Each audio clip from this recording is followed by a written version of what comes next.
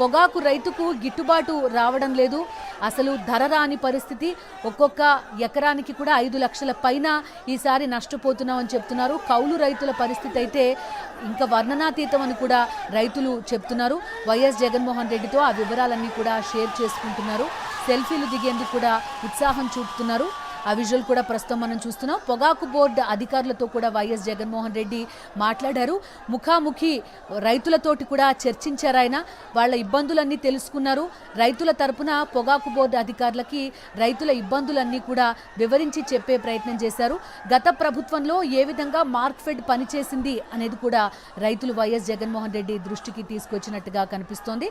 మార్క్ఫెడ్ ద్వారా కొంత పొగాకుని కొనుగోలు చేయడం ద్వారా రైతుకు నష్టం రాకుండా గత ప్రభుత్వం అడ్డుకోగలిగింది.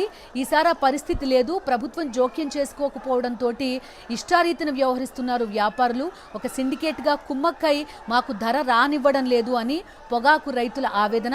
ఆ ఆవేదన మొత్తాన్ని వైఎస్ జగన్మోహన్ రెడ్డికి వివరించారు. వారంతా కూడా రైతులతో వైఎస్ జగన్మోహన్ రెడ్డి ముఖాముఖి మాట్లాడారు.